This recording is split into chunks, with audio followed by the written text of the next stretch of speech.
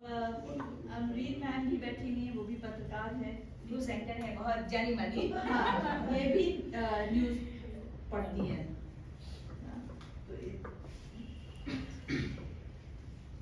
ऐसा क्यों ना हिंदी पढ़वा देते हैं,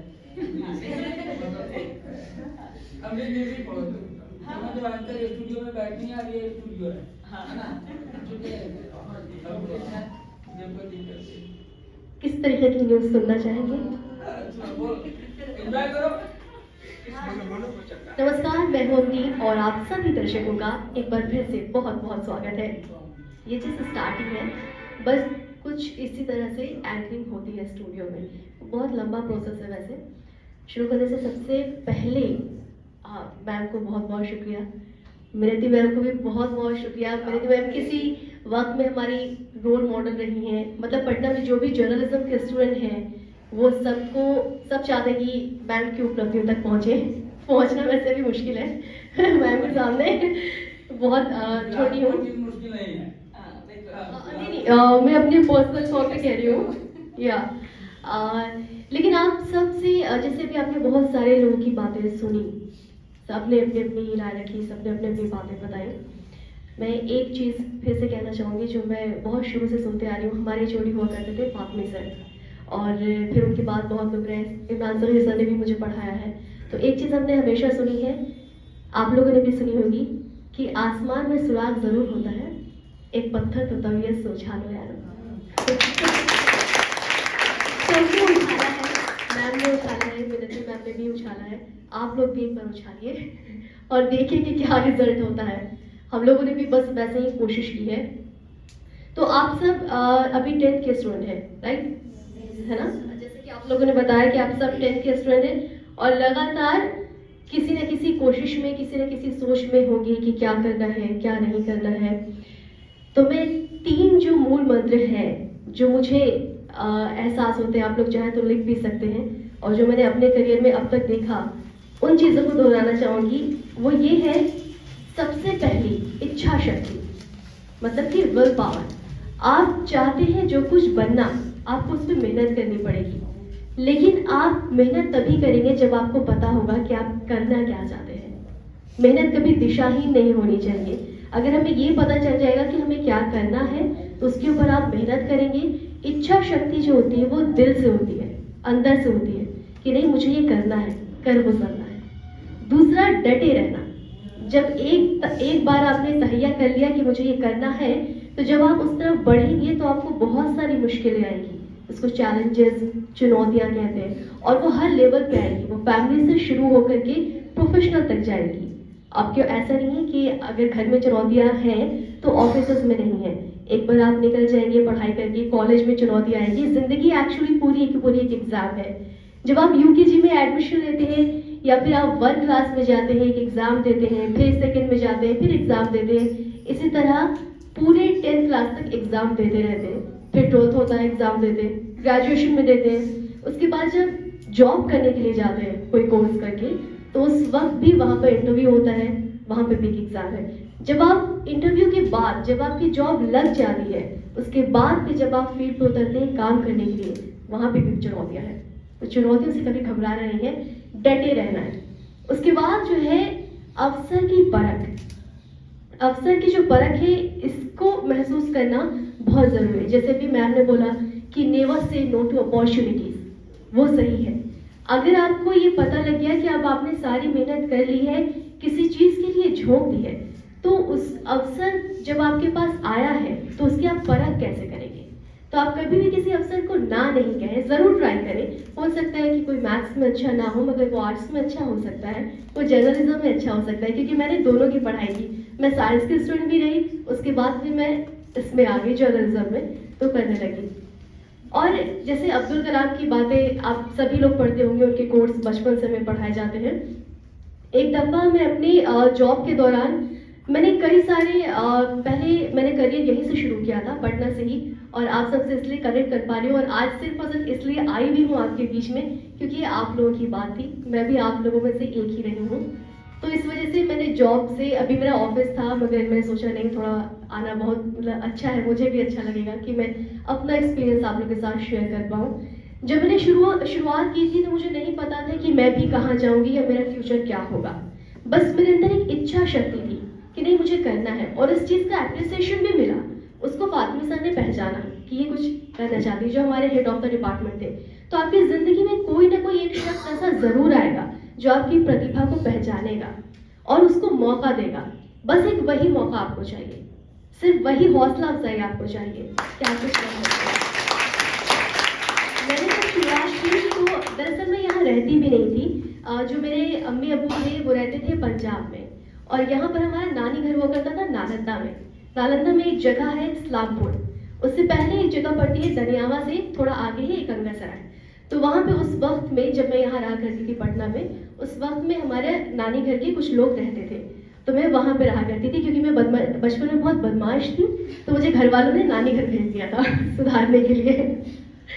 तो वहाँ से जो कॉलेज हुआ करता था, कॉलेज ऑफ कॉमर्स, आप सबको पता होगा, आप लोग यहाँ पे हैं पता होगा। तो मैंने एडमिशन लिया था कॉलेज ऑफ कॉमर्स में, क्योंकि मेरे पापा एक केमिस्ट हैं, तो उन्हें लगता था कि तुम भी केमिस्ट पढ़ लो, तो केमिस्ट्री पढ़ लो तो कुछ उस फील्ड में कुछ अच्छा कर लोगे। मेरे भैया ऑलरेडी इंजीनियरिंग कर रहे थे, तो वो भी विप्रो में है, तो अच्छा पोस्ट है, सीनियर इंजीनियर है, तो उनको लगता है कि ऐसा ही कुछ होना चाहिए था।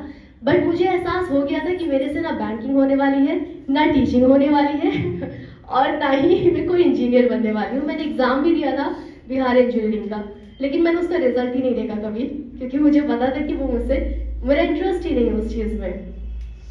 तो लेकिन जो मास कॉम की बात करती है मैम, और हमारे कॉलेज में भी जो हुआ करता था, तो वो इतना इंटरेस्टिंग था, इतना ज़्यादा इंटरेस्टिंग सब्जेक्ट था। जब मैं कॉलेज गई एडमिशन के लिए, केमिस्ट्री में एडमिशन के लिए, तो केमिस्ट्री विभाग में जाने के बजाय मैं मास कॉम डिपार्टमेंट में चली गई और वहाँ मैंने पूछा कि ये क्या हो रहा है, कैसे हो रहा है, क्योंकि जो पढ़ने की जो बात आती है, किताबें पढ़ने की, वो ऐसे ही होता है। मैं 7th क्लास से लगातार इंडिया टुडे की जो मैगजीन आती थी वो पढ़ा करती थी। तो उसमें हमेशा एक कॉर्नर होता था जिसमें बताते थे वो कि कौन कौन सी अपॉर्चुनिटीज़ हैं बच्चों के पढ़ने के लिए। तो उसमें BCA, MBA ये सारी चीज़ें गई, तो मास कॉम भी वहाँ पर था। तो मैंने वहाँ पे पढ़ा तो था, मगर ये नहीं पता था कि होता कैसे है। तो जब कॉलेज पहुँची तो वहाँ पे पता चला कि ऐसे ऐसे सब कुछ पूरा सिस्टम है, प्रक्रिया है। मैंने सोचा अब इसी में एडमिशन लेना है। मैंने वहीं पे फ़ोन किया अपने भैया को और मैंने बोला मुझे नहीं लेना है केमिस्ट्री में एडमिशन। मैंने अपना फॉर्म चेंज कर दिया, एडमिशन ले लिया। लेकिन अब हुआ ये कि तब तक मैं पटना में रहती नहीं थी। तो इच्छा शक्ति ये होती है कि मैं 60 किलोमीटर रोज सफर करके नालंदा से पटना आया करती थी सिर्फ क्लास करने के लिए। और मेहनत कभी जाया नहीं जाएगी। कॉलेज के टाइम पे पहुंच जाया करती थी मैं 7 बजे। सबसे पहले स्टूडेंट हुआ करती थी क्लास में। जो पटना में थे उस वक्त में, उनको लगता था कॉलेज तो यहीं पे है तो चले जाते हैं लोग आसपास, मगर क्योंकि मुझे दूर से आना होता था तो मैं कॉन्शियस रहा करती थी हमेशा कि मुझे वक्त पे पहुंचना है, एक भी क्लास मिस नहीं करना। तो वो सफर मेरा चलता रहा। वो चीजें होती थी, 7 बजे कॉलेज पहुंच जाते थे, तो 60 किलोमीटर सफर करके आने के लिए घर से कितने बजे निकलती ये असल बता। सुबह 4 बजे, सर्दी का जब वक्त होता था मेरे पीछे कुत्ते भी आ जाया करते थे कि ये कौन चला जा रही है सुबह सुबह। और मैं वहाँ से फतुहा जंक्शन आती थी, फतुहा जंक्शन से उसके बाद ट्रेन पटना की लेती थी और उसके बाद मैं कॉलेज पहुँचती थी। सीधे राजेंद्र नगर स्टेशन पड़ा करता है हम लोग के कॉलेज के, वहाँ पर फिर मैं क्लासेस करके दोबारा 60 किलोमीटर फिर घर जाती थी वापस, क्योंकि तब कोई पटना में था नहीं और मेरे फैमिली को ये बिलीव नहीं था, ये ट्रस्ट नहीं था कि हम किसी रिलेटिव्स के पास में अपनी बच्ची को रखें। तो लेकिन उस टाइम में मैं लगातार फैमिली से फाइट कर रही थी, लड़ रही थी। तो अगर आपके इरादे, नीयत पक्की है और सच है, किसी बेहतरी के लिए है, तो आपको लड़ने का आप जीत जाएंगे, आप बिल्कुल जीत जाएंगे। मैं एक छोटी सी चीज इस पे कहना चाहती हूँ कि ये सुबह 4 बजे निकल के 7 बजे कॉलेज पहुँचती थी, रोज का इतना था आना जाना। 3 साल 3 साल इन्होंने ये किया क्योंकि इनकी लगन थी। अब ये सोचो कि तुम लोग जहाँ रहती हो वहाँ से थोड़ी दूर जाने में भी अगर तुमको लगता है कि ओहो हम रामनगर कैसे जाएंगे पढ़ने के लिए, तो इस सोच को बदलो। ये 3 घंटा ट्रैवल करके सफर करके जाती थी और तुम लोग दोनों के यहाँ से रामनगर ज़्यादा दूर नहीं है। अगर वहाँ मौका मिलता है कोई कोचिंग का या कोई स्कूल का, इसके बाद 10th के बाद। तो तुम लोग को अगर ये भी करना पड़े तो करो, तभी तो जो आत्मशक्ति की बात कर रही हैं तो ये तो करना होगा ना, ये करनी पड़ेगी ना। जब आप एक बार तहिया कर लेंगे ना, फिर आपको कोई नहीं रोक सकता है, ना फैमिली या ना समाज, कोई भी नहीं रोक सकता है, क्योंकि वो इच्छा शक्ति आपके दिल से आती है। आपको करना है, आपको वही करना है। तो ये सिलसिला चलता रहा। उसके बाद कॉलेज खत्म हुआ, वहाँ पे नैक की टीम आई हुई थी हमारे यहाँ पर, तो उन्होंने देखा, कुछ फिल्म्स बनाई थी मैंने, उसको डायरेक्ट भी किया था। उसमें मतलब बहुत सारी चीज़ें थी, एक जो जैसे मैम ने बताया है कि जो मास कॉम है उसके अंदर बहुत सारी चीज़ें हैं, फिल्म एडिटिंग भी है, तो वो सब कुछ हमने पढ़ा वहाँ पे, 3 साल अच्छे से पढ़ाई की। उसके बाद जो नैक की टीम थी तो उनको लगा कि शायद मैं कुछ कर सकती हूँ, तो मुझे सबने एनकरेज किया कि तुम दूरदर्शन जाओ एक बार। फिर मैं वहाँ दूरदर्शन गई। मैंने अपनी ज़िंदगी में कभी इंटर्न नहीं किया, कोई ट्रेनिंग वैसी नहीं की, क्योंकि मैं जब वहाँ पे गई तो मुझे सीधा उन्होंने सेलेक्ट किया प्रोग्राम के लिए। तो वो प्रोग्राम किया मैंने, जब तक पटना में रही तब तक किया। फिर धीरे धीरे रास्ते खुलते जाते हैं, एक के बाद एक नई चीज़ें ज़िंदगी में आती रहती हैं। बस ये मैटर करता है कि आप जो कर रहे हैं उसको कितना दिल से कर रहे हैं और कितना ज़्यादा अपना 100% दे पा रहे हैं। ये चीज़ बहुत मैटर करती है, क्योंकि कई बार बात सिर्फ ऊपर की बात से नहीं चलती है। उसके बाद मैं दिल्ली चली गई। यहाँ पे करने के बाद 2-3 साल काम करने के बाद वहाँ पे दिल्ली में फिर मैंने अलग अलग मीडिया हाउसेस में जॉब की। फिर मुझे मौका मिला रामोजी फिल्म सिटी जाने का, वहाँ से ईटीवी शायद आप लोगों ने कभी देखा हो, न्यूज़ चैनल अगर देखें तो ईटीवी जाने का मुझे मौका मिला। इंटरव्यूज़ हुए, क्लियर हो गए, रिटर्न हुए, वाइवा हुआ, बहुत सारी चीज़ों के बाद जब रामोजी फिल्म सिटी चले गए तो पटना से निकल करके हैदराबाद जैसे बड़े शहर में जाना और वहाँ की दुनिया की सबसे बड़ी फिल्म सिटी, एशिया की सबसे बड़ी फिल्म सिटी है रामोजी फिल्म सिटी, वहाँ पे काम करने का मौका मिलना और वहाँ पे सीधे रामोजी राव के साथ काम करने का मौका मिला, ये बहुत बड़ी बात थी, बहुत बड़ी। सिलेक्शन हो गया, हैदराबाद चले गए, जॉब करने लगे, सब ठीक चल रहा था। फिर कुछ राउंड्स इंटरव्यूज़ और होने थे, एंकर के लिए सेलेक्ट करना था। ईटीवी की सबसे पहली एंकर बनने का मौका मिला मुझे वहाँ पे, पहली डेजिग्नेटेड एंकर। रामजी सर से मुलाकात हुई, उन्होंने बातचीत की, तो उन्होंने मुझे एक बात बताई। जैसे अब्दुल कलाम के कोट्स हम हमेशा याद रखते हैं क्योंकि वो हमारे साथ पब्लिक डोमेन में है, बहुत ख़ास है, बहुत बड़े, मगर एक रामोजी सर की बात भी मेरे जहन में हमेशा से बैठ गई। उन्होंने मुझसे कहा कि अगर तुम सपने देखते हो तो फिर बड़े देखो। मतलब सपने जब आप देखना शुरू करते हैं तो उसकी कोई सीमा नहीं है, फिर कोई लिमिट नहीं है, आप कुछ भी हो सकते हैं। सपने में आप कुछ भी बन सकते हैं ना, आप डीएम कलेक्टर ही नहीं बन सकते, हो सकता है आप प्रधानमंत्री, राष्ट्रपति या उनसे भी बड़े बन सकते हैं। तो जब सपने देखना है तो बड़े देखो। और वो अपनी बात उन्होंने अपने एक्सपीरियंस से बताया कि उन्होंने भी बहुत छोटे से शुरू किया था, अचार बेचते थे वो।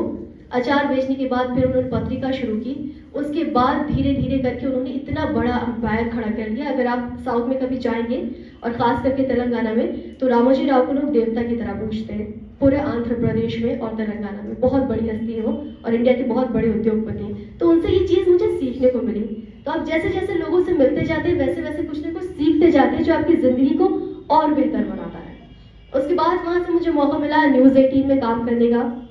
मतलब कि न्यूज़ 18 इस वक्त में इंडिया का सबसे बड़ा न्यूज़ नेटवर्क है, बहुत बड़ा न्यूज़ नेटवर्क है। अंबानी के साथ में, अगर आप लोगों ने अमीश देवल को देखा हो तो डायरेक्ट वो हमारी रिपोर्टिंग रही है उनके साथ में। उसके बाद मौका मिला फिर हमें अमर उजाला में काम करने का। अमर उजाला में काम किया, कई बायलाइंस खबरें छपी, वही जो होता है नाम के साथ में खबरें छपती हैं, वही काफ़ी सारी खबरें छपी। उसके बाद मुझे ये हुआ कि बहुत हो गया, मीडिया मैंने देख लिया, कर लिया, 4-5 साल एंकरिंग भी कर ली, रिपोर्टिंग भी कर ली, बायलाइंस मतलब कि प्रिंट मीडिया, डिजिटल मीडिया फिर नया आया, उसमें भी कर लिया, सब कुछ हो गया। तो मुझे लगा अब थोड़ा सा पॉलिटिकल को भी एक्सप्लोर करना चाहिए। तो मुझे इंडियन पॉलिटिकल एक्शन कमेटी से फिर कॉल आया कि अगर आप ज्वाइन करना चाहें, प्रशांत किशोर के साथ काम करना चाहें, तो मैंने हाँ बोला उनको। अपॉर्चुनिटीज़ को कभी ना नहीं कहना चाहिए। तो मैंने हाँ बोला, और अभी प्रशांत किशोर के साथ डायरेक्ट मैं एक टीम को लीड कर रही हूँ। उनकी जो एक मीडिया टीम है, मेरे अंडर में एक टीम काम करती है, उसकी मैं रिपोर्टिंग मैनेजर हूँ। और बहुत अच्छा एक्सपीरियंस है वहाँ पर भी, क्योंकि राजनीति को सीधे तौर पर देखने का मौका मिल रहा है। तो ये मेरा करियर था छोटा सा मगर मैं आप सबसे यही कहना चाहूँगी कि आप जो भी करते हैं बस डटे रहिए, बस इतना ही कहना चाहूँगी। Thank you. बहुत लगन और मेहनत वाली बात थी कि यहाँ तक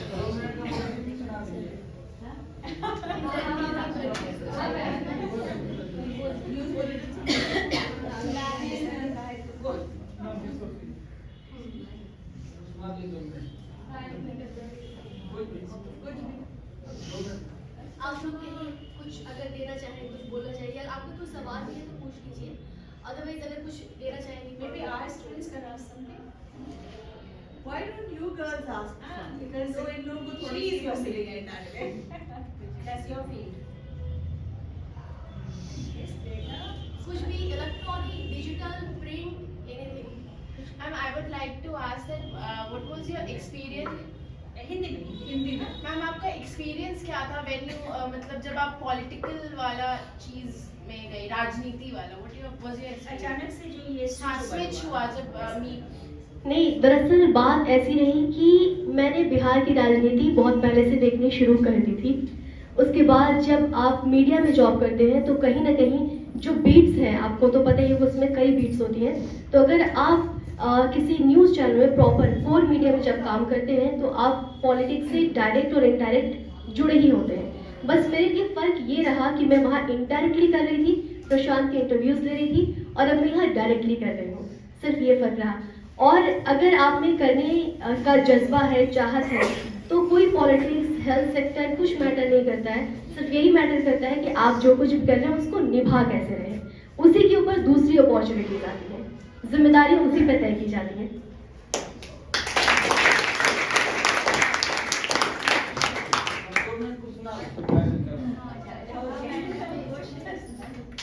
एक्सक्यूज मी मैम, मेरा एक सवाल था, जैसे मुझे एंकरिंग में बहुत इंटरेस्ट है और मैं पोएट्री भी करती हूँ। मैम एक प्रॉब्लम आती है मेरे लिए कि जब मैं एंकरिंग करती हूँ और पोएट्री करती हूँ, लेकिन मेरे सांस पे कंट्रोल नहीं होता है, बिल्कुल भी कंट्रोल नहीं है। वो आएगा, प्रैक्टिस। सिर्फ प्रैक्टिस करो, वो आ जाएगा। Yes sir, thank you. कोई और? किसी की इच्छा हुई मैच का? अब ऐसा है कि बहुत वक्त हम लोगों ने ले लिया है, दोनों मैच बहुत आपके काफी देर से बैठी हुई थी, बहुत सब बैठी थी, तो अब हमें करना ये चाहिए कि अब मैम को छुट्टी देनी चाहिए। क्या ख्याल है? बहुत देर से आप बैठी हुई हैं।